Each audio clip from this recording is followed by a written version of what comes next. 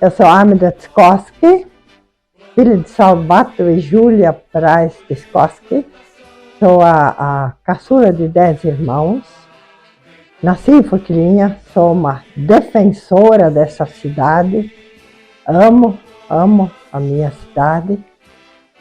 E comecei a trabalhar muito cedo. Com 7 anos, meu pai me presenteou com uma enxada para capinar. E para mim era um baita um presente, porque era a vida da gente, era isso, era roça, era olaria, carregar tijolo, enfim. Mas estudei, né? Estudei no Colégio Sagrada Família e comecei a trabalhar muito cedo na casa paroquial. Lá eu trabalhei por uns 20 anos. De lá, quando surgiam os problemas lá em 86, aí eu decidi sair de lá. Eu saí, já tinha naquele ano, em 85, a gente tinha formado uma comissão da qual eu fiz parte, e nós fomos, com o prefeito de Criciúma, reivindicar que fizesse o tombamento do antigo hotel em Forquilinha, Hotel Steiner, para que nós pudéssemos, nós tínhamos o coral, para que o coral tivesse um espaço para fazer seus ensaios. Então, a casa passou a ser Centro Cultural Teuto-Brasileiro. E lá nós montamos um museu. Tínhamos o Senhor Museu. Já em 86, eu, como uma pessoa de Criciúma, nós pertencíamos a Criciúma, como uma pessoa da Prefeitura de Criciúma, nós fomos em busca de peças. Conseguimos muitas peças. E que as pessoas, famílias, eles ficavam um pouco preocupados, assim, se desfazer das peças. Eu sempre falei para eles, olha, a gente vai cuidar tudo muito bem. A hora que vocês quiserem fazer uma visita, vai estar lá, tudo catalogado, o nome de vocês vai estar na peça.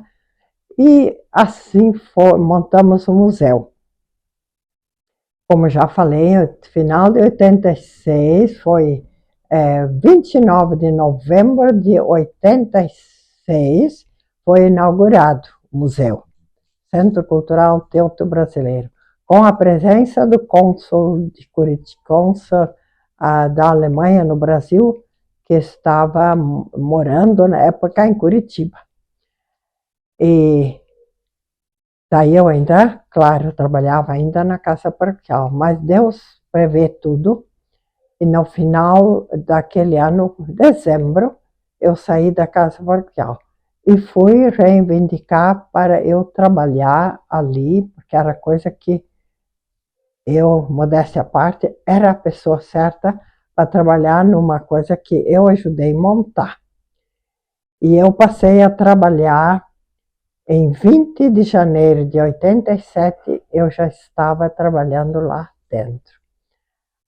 Com a grande ajuda do Ayrson Soares da Rosa, que era o secretário de Cultura, Esporte e Turismo de Criciúma, e ele ficou muito feliz com uma alemã na secretaria dele, me valorizou muito. E ali eu fui limpando tudo, e um prédio tombado, nunca é aquela coisa como é um prédio novo, né? Chovia dentro e ao redor estava tudo sujo, eu tive que cuidar de tudo isso, tá? Quando, naquele ano, aí eu comecei a trabalhar lá, meu salário foi bem melhor do que eu estava recebendo até então, eu decidi construir minha casa. E 87 foi um ano que foi assim, uma coisa na sequência de outra, né? Foi muito, muito interessante, muito bom. E ao mesmo tempo, participando da luta pela emancipação de Forquilinha. que eu ia sempre junto para Florianópolis, eu fechava o centro cultural e ia junto, que era importante, que aquilo também foi uma coisa muito importante. E depois eu volto a falar sobre a luta pela emancipação. E ali, como eu já coloquei, construí minha casa, trabalhava ali, foi assim tudo muito, muito maravilhoso. Só que foi difícil na Assembleia Legislativa. A gente sempre recebeu um não de deputados. Deputados que talvez nem conheciam Forquilinha. E eles argumentavam que nós não tínhamos arrecadação para manter o município. Mas por que Criciúma não queria perder Forquilinha? Porque era forte, né? E aí, quando foi 22 de dezembro de 87, a gente achava assim, fomos de novo a Florianópolis, na Assembleia, aí a gente achava assim, é um dia, final de ano, perto de Natal, os deputados vão estar bem sensíveis, mas não foi. Eles deram um não para nós de novo. Mesmo eu voltando de lá muito chateada, foi o dia em que eu passei a morar aqui na minha casa. E aqui eu falei para o meu subconsciente, olha, a partir de hoje é isto aqui, vai dar tudo certo. E são 36 anos que eu estou aqui, muito feliz. Voltando um pouco, falando da emancipação. Aí foi naquele dia lá, no dia 22 de dezembro de 87, que a gente levou um não e voltamos, só que no seguinte ano nós conseguimos na Assembleia, mas foi para o governador. Eu assim não lembro o nome do governador que estava atuando, ele vetou. Aí mesmo que nós ficamos perplexos, porque então, se agora o governador vetou, nós não vamos conseguir. Mas a esperança não acabou. Eu lembro que eu coloquei assim, manuscrito em papéis, entreguei para várias pessoas. Não há noite tão longa que não tenha sua aurora.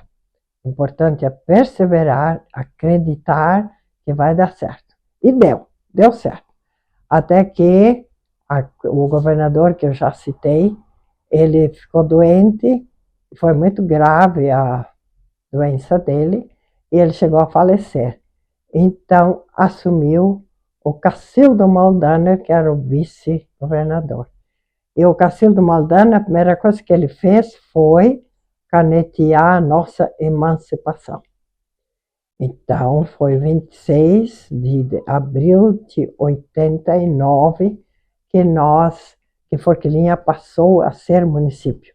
Foi um dia inesquecível para mim e para muitos dos que participaram, a maioria foram pessoas simples, humildes, que vinham lá das suas comunidades, mesmo aqui do centro, e participavam dessa luta. Isto foi assim muito bom, porque o povo estava unido por um objetivo só. E talvez por isso que nós conseguimos, né? Estamos aí 35 anos, o município cresceu bastante. Às vezes a gente pensa assim que até um pouco demais, mas tá bom, uma cidade progressista nós temos, isso com certeza. Voltando um pouco atrás, que eu falei do Centro Cultural Teuto Brasileiro. Na época, isso foi 88, eu creio que foi. Eu fui em Curitiba, no consulado. Lá eu fui muito bem recebida, porque falava em alemão, né? Eu sou, modéstia à parte, não sou assim que eu falo tudo como um alemão da Alemanha, mas me viram muito bem falando com alemães, né? E eu fui lá no consulado e foi muito bem recebida. Me levaram no Instituto Goethe e conheci, e me deram um curso por correspondência com todas as apostilas. Eles me deram, não foi necessário eu pagar. Mas como eu continuei a trabalhar na prefeitura, no mesmo prédio para onde a prefeitura passou a funcionar, eu continuei trabalhando lá dentro, com o prefeito e secretários. Aí isso ficou um pouco pesado para mim, para eu fazer aquele curso, porque é difícil, é difícil. A gente tem que estudar bastante, e eu acabei, mas eu fiz, em parte eu fiz. Mas depois perdi todas aquelas apostilas quando deu a enchente, entrou água aqui na minha casa e aí estragou tudo, a água, o lodo estragou tudo, tá? Enfim, mas foi muito interessante, isso é importante a gente contar, que eu visitei tudo lá no consulado e tal, aí no fim, agora o cônsul vai te receber. Aí cheguei diante do cônsul, tudo bem, tal. De onde você é? Forquilhinha. Ele já franziu o nariz quando eu falei Forquilhinha. Porque ele esteve, como eu já falei, ele esteve presente na inauguração do museu no Centro Cultural Teuto-Brasileiro. Ele trouxe muitos, assim, de presente, livros e tal para nós. Só que ele citou uma coisa, que quando ele esteve em Forquilhinha, ele tinha sido pedido uma verba e ele enviou, e que ele não tinha sido feito prestação de contas. É importante citar isso, porque ainda mais alemães levam isso muito a sério, isso tem que ser feito. E na verdade eu não sabia disso. Tinha sido com uma irmã que pediu para o colégio, um coralzinho que tinha lá no colégio, e eles não fizeram prestação de contas. E eu tive que passar essa vergonha diante do cônsul. Então, aí ficou difícil. Com ele eu não consegui nada. Depois trocou, depois de um certo tempo trocou, passou a ser uma mulher cônsul. A gente às vezes dizia assim, a consuleza. Ela disse para mim, não, é a cônsul. E daí fiz pedidos para ela por telefone, por carta. Mandei carta para ela, pedi sementes, que nós tínhamos a Rua das Flores, semente e flores ela enviou, e eu pedi instrumentos musicais. E ela disse, olha, não é muito fácil conseguir, mas eu vou à luta. E ela conseguiu. Até que um dia ela mandou um telefonema, ligou para mim na prefeitura, de que ela tinha conseguido, mas ela queria vir entregar pessoalmente. E veio. Então, nós preparamos um café da tarde lá no Parque Ecológico. Aí foi muito interessante a visita dela, foi muito bom. Depois eu perdi contato, mas também trocou, né? Mas, enfim, foi passagens assim que eu fiz, e que tudo é um aprendizado. Tudo isso eu faria novamente se fosse necessário, porque a gente tem uma gíria que a gente tem que meter a cara. A gente tem que ter coragem. Eu tenho um lema, coragem e determinação. Eu sempre tive em tudo que eu fiz, e faria novamente. Mas, enfim, continuando a história, falando mais um pouco do museu. Quando a prefeitura foi instalada, então o município, a prefeitura não tinha um prédio para que a prefeitura instalar a prefeitura, né? Aí falaram, nós precisamos desse prédio agora. Agora, como é que fica o museu? E realmente, foi tirado o museu e foi colocado tudo lá no Parque Ecológico, as peças, e lá se perdeu muita coisa, se perdeu muitas peças, que as pessoas que trabalhavam lá não tinham noção do que, porque aquelas peças achavam assim, uma velharia, para que isso aí? Não é, né? Peças de agricultores, de máquinas que hoje não existe mais, né? Então, muita coisa se perdeu. Mas, tinha sido comprado, na primeira gestão do Vanderlei, foi comprado um terreno que era da família Eink, e ali tinha uma casa em cima desse terreno onde eles moravam, a família Eink, e aquela casa estava sendo depredada.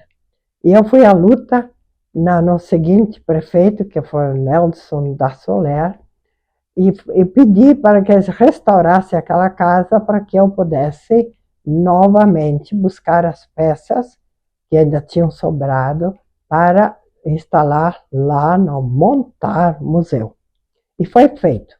Em 95 iniciaram a restauração da casa e em abril de 96, 26 de abril de 96, foi inaugurado o museu lá naquela casa que pertencia à família Eink.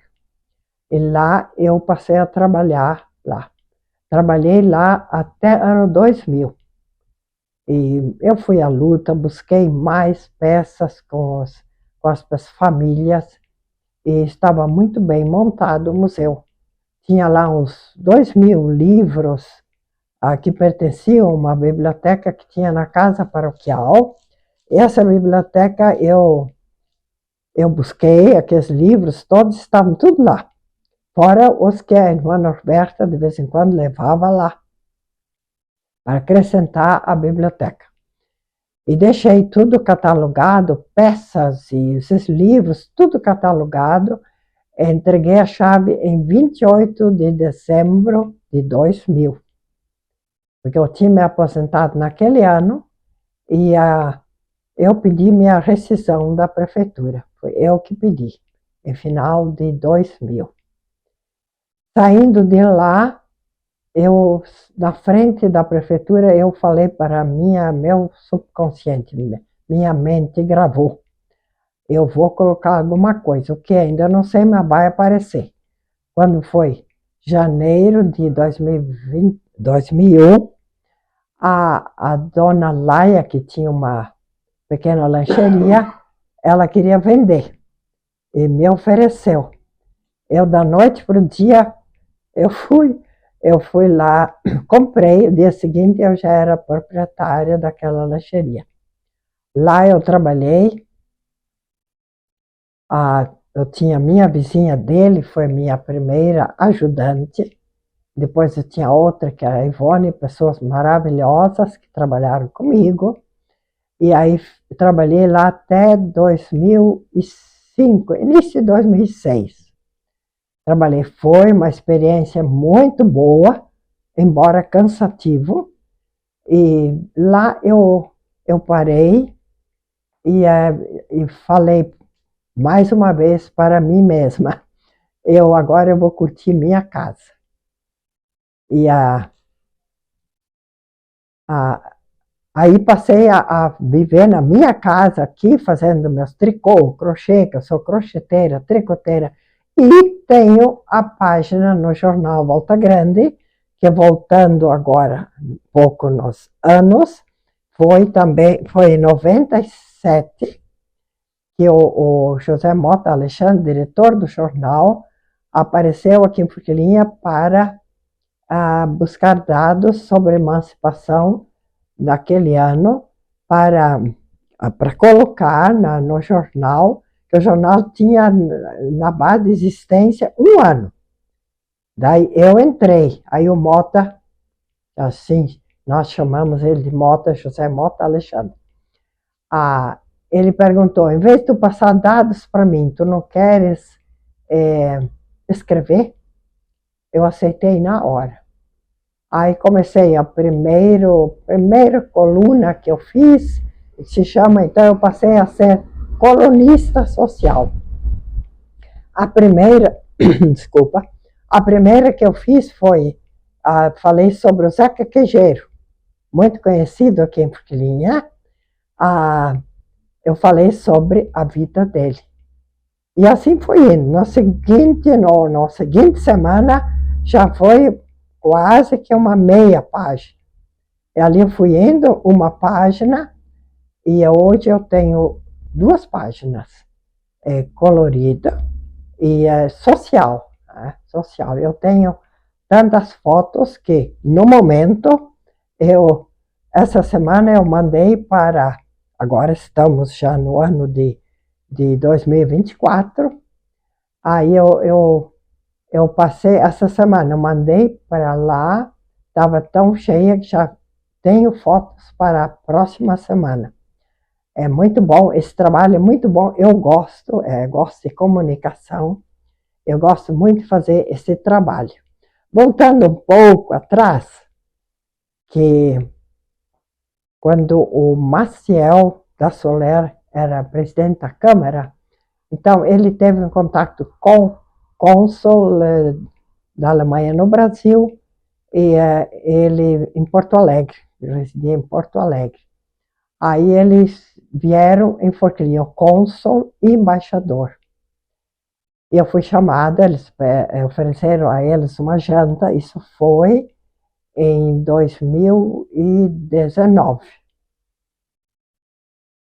Aí eu fui lá na janta, recepcionei eles, tinha outras pessoas lá, autoridades e tal, mas eu recepcionei eles falando em alemão. Os alemães, quando vêm para o Brasil, eles encontram pessoas que falam o idioma deles, eles valorizam muito.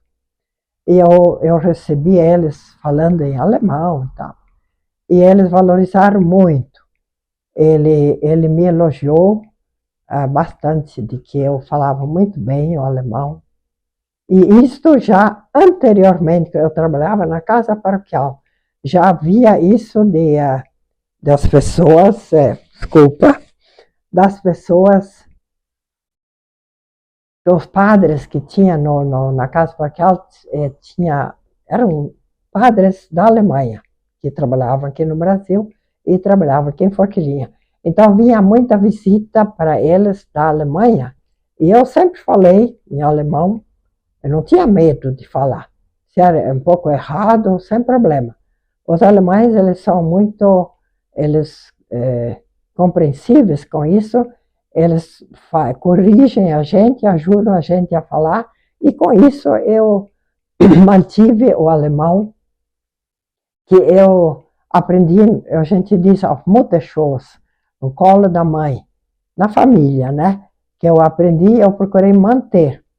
E fui aperfeiçoando e aprendendo sempre mais, falando. Isso é importante. Para tu aprender um idioma, tu tens que ter aquele diálogo, né, conversação. E isso eu nunca deixei de lado. E sempre procurei ensinar aquilo que eu sei passar para pessoas que foram trabalhar na Alemanha ou que querem ir trabalhar na Alemanha. Eu ajudo. Eu sou facilitadora para essas pessoas, o básico, né? E é uma coisa que eu procuro manter. Aliás, me comunico com uma pessoa que chama Ralf Holland Nell. Ele é prefeito de uma cidade da Alemanha. Ele esteve em 2018 aqui em Forquilinha. Fui chamado na prefeitura que ia chegar os alemães. Eu fui lá, e já cheguei falando em alemão. Eles, como eu já falei, eles valorizam muito. Ele logo queria o meu contato. Desde então, a gente se comunica, desde 2018 até o momento. A gente se comunica, eu tenho esse contato com ele pelo WhatsApp. Essas coisas todas são muito boas, porque a gente se mantém viva na história. Eu sou muito preocupada também com a história de Forquilinha, né? Essa história de Forquilinha, as pessoas, professoras de escolas me pedem, e eu chamam assim de palestra, com certeza. Eu vou falar para as crianças sobre a história. eu faço um resumo, né? E eu trago a história para a linguagem das crianças, porque eu acho isso muito importante, porque as crianças vão para suas casas, suas famílias, e eles comentam com os pais. E eu sempre incentivo eles de falar, de perguntarem qual é a nossa origem, né? De onde nós viemos, né? Porque aqui se fala sempre dos alemães, né? Dos imigrantes alemães, né? Então aqui eu vou explicar também que é interessante. As pessoas sempre falam, mas italianos chegaram? Sim, sim, muito respeito a todos. Mas quando esses alemães chegaram, que é uma história muito bonita, como eles passaram dificuldades para chegar aqui e encontrar essa terra aqui em Forquilinha, e deram o nome, que aqui eu vou abrir parênteses, o nome Forquilinha vem do encontro de dois rios, que formam uma forca, e por isso esta cidade aqui tem esse nome Forquilinha, que vem de dois rios que formam uma forca. Então, aí que tinha outras famílias, inclusive minha família, do meu avô, Adolfo Tiscoski, já estava aqui, quando chegaram esses imigrantes alemães, que também são alemães. Meu avô, Adolfo Tiscoski, veio da Alemanha, é uma história grande também, que ele trocou o sobrenome, que na verdade, pelo que a gente sabe, era Rösner, e depois trocou o sobrenome, ele saiu meio fugido de lá. Enfim, essa é outra história. Aí vamos ficar aqui em Forquilinha. E a Forquilinha era considerada aqui o centro, linha Vestro, linha Ainque, lá para São Gabriel. Isso era considerado Forquilinha. E por isso é falado, chegaram aqui, quem chegou aqui começou realmente a desbravar esse lugar, foram eles, né? Os italianos, sim, Sangue do Engenho, aquelas regiões, São Roque, onde já existiam italianos. Eu nunca entrei nessa história de quando eles chegaram, mas sim, provavelmente sim, né? Então, a família Tiscoski, ela se uniu a esses imigrantes que chegaram. Tanto que o meu pai, tio Frederico e tio Luiz, se casaram com filhas desses imigrantes que aqui chegaram. A família Prais, a família Bach. Então, é essa a história, a nossa história, ela é longa e ela é muito bonita, não pode cair no esquecimento. A gente tem que, enquanto eu puder, eu vou lutar para que essa história seja divulgada, né? Porque ela poderá cair no esquecimento. Cidade que não conta a sua história, ou que não sabe contar a sua história, ela corre o risco de cair no esquecimento. Ou mesmo a história, né? Que ela é modificada. Um escreve um livro, outro escreve um livro, cada um escreve do seu jeito. Eu me baseio no livro do Adolfo Bach, que foi um dos primeiros professores, que foi Adolfo Bach, e Jacob Arns, que foram os primeiros professores. Adolfo Bach deixou este livro manuscrito. Quando eu trabalhava na casa paroquial, eu descobri lá um livro manuscrito, que era a história de Forquilinha. Lá eu já me interessava, lia muito para conhecer a história, né? Depois o filho do Adolfo Bach, grande professor Eurico Bach, ele reeditou esse livro, pegou esse livro manuscrito do pai dele e reeditou. É nesse livro que eu me baseio quando eu falo sobre a história. Voltando um pouco lá na luta pela emancipação, Era, era impressionante. Eu fui 7 vezes junto lá. Uma vez nós tivemos que ir lá diante dos homens da capa preta. Aí, aí me avisaram, olha, lá tem que ir de vestido, saia, não pode ser de calça longa e tal, porque aquele respeito, aquela coisa, fomos, fizemos direitinho. Eu estava sempre junto. Tinha outras mulheres que às vezes acompanhavam, mas eu levei aquilo tudo sempre tão a sério. Então, lá na Assembleia, eu estava sempre sentadinha na frente, primeiros bancos, e os deputados ficavam lá embaixo, né?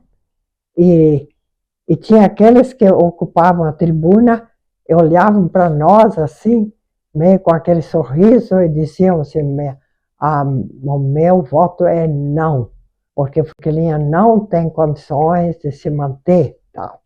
Então dava aquela gana, né? Olha, eu chegava no ponto que eu tinha vontade de pular de lá para brigar com esses deputados. E tinha aqueles que votavam a nosso favor. Eu lembro que tinha um acho que era Itajaí, eu não lembro o nome, mas ele era um cara assim, alemão, ele sempre votava a nosso favor. E uma pessoa que é meu primo, Leodegar Skoski, era deputado na época, quando a gente chegava lá, o Vanderlei estava lá, já dizia, a Mida veio, vai logo lá no gabinete do Leodegar. Aí eu já corria corredor afora, ia no gabinete, ele sempre dizia, fica tranquila que meu voto é com vocês. E ele sempre ocupou a tribuna e dizia, é a terra do meu pai, porque o tio Zeca, que depois morava em Sombrio, ele nasceu aqui em Forquilinha. Então, essas coisas também elas devem ser lembradas sempre, para que os nossos crianças, os nossos jovens, para que saibam como foi, porque eles não vão saber se ninguém contar. E às vezes as coisas são contadas de uma maneira um pouco diferente, porque não sabem, então, eu acho que foi assim. Mas é muito interessante para quem viveu aquilo lá, para quem sentiu assim, na pele, usando a expressão, de o que foi essa luta para nós nos emanciparmos. Teve plebiscitos. O primeiro plebiscito, tudo bem. O segundo já foi bem dificultoso, porque foi colocado na cabeça de muita gente como uma campanha, né? Não vai ser bom, não vai ser bom. No segundo plebiscito, nós já tivemos que o pessoal que estava lá dentro diziam, vão buscar mais gente. Nós corremos, a gente corria, saía buscar, tinha uma senhora que tinha amputado o dedo de um pé, não, mas nós vamos levar lá, nem que nós carregamos, que era no segundo andar, e para votar o sim. E graças a Deus o sim venceu. Tinha um padre que celebrava a missa, depois terminava a missa, ele cantava aquela música Maria do Sim. As pessoas até ficavam assim, mas porque o padre está cantando, mas era também para pedir para Nossa Senhora para que a coisa desse certo, porque sabia que era bom para Forquilinha. E foi, e está sendo bom. O deputado que eu sempre cito, Vânio de Oliveira, Jarvis Gadzinski, Altair Guide. Eu até escrevi na época deputados que o povo de Forquilinha jamais deve votar, porque eles faziam questão de votar contra. Depois, quando nós passamos ao município, eu trabalhava na prefeitura, mas isso já era mais tarde, isso lá em 2016, por aí. Aí eu sempre era convidada para quando tinha um evento na prefeitura, aí o Altair Guide estava presente, ele ocupou a tribuna e disse, eu fui contra, mas hoje eu vejo quanto Forquilinha cresceu e quanto Forquilinha mereceu ser município. Eu estava lá com a minha máquina, que eu sempre fazia fotos e faço fotos. E aí ele olhou para mim, assim, eu fiquei olhando para ele e fiz sinal. Daí depois teve um coquetel, aí ele veio para o meu lado e disse, eu disse, fizesse nós sofrer muito. Mas eu já pedi desculpa. Eu disse, mas veio tarde, né? Porque o senhor está vendo que não adiantou fazer o que o senhor fez. Então, eu acho que a minha história foi longa. Às vezes, depois eu penso assim, podia ter falado mais coisas. Mas essa é a minha história e que tudo valeu a pena. Tudo valeu a pena. E muito, muito. E que eu sou muito feliz o que eu fiz pelo município e faço. Continuo fazendo. Na rádio, o Moisés, ele era policial aqui em Forquilinha na época, aliás, trabalhou muito bem aqui como policial, e ele trouxe para Forquilinha a rádio comunitária. E me convidou se eu não queria fazer um programa, vendo que eu era dedicada no município e tal, com comunicação, e eu fui fazer Hora das Etnias na rádio comunitária. Aos domingos de manhã, eu saía daqui no início, a rádio era lá na Santa Isabel, eu saía de lá, daqui, ia lá na Santa Isabel fazer esse programa na rádio. Então, a comunicação, para mim, sempre foi uma coisa muito importante. Aqui na Rádio Onda Jovem, eu também tenho participação. Até eles queriam mais, mas às vezes o horário é um pouco ruim e é um pouco distante agora. Agora tem sede própria, então ficou um pouco ruim. Mas o Vanderlei sempre me convidou e convida para eu ir fazer esse programa na rádio. A gente tem que ter, como eu já falei durante a minha entrevista, de que coragem e determinação para tudo que a gente faz.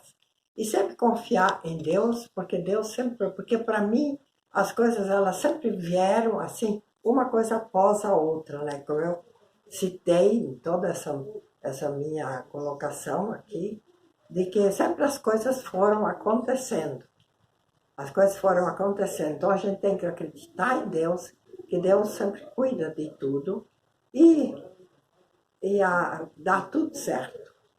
Então a minha mensagem final é essa. Um grande abraço a todos.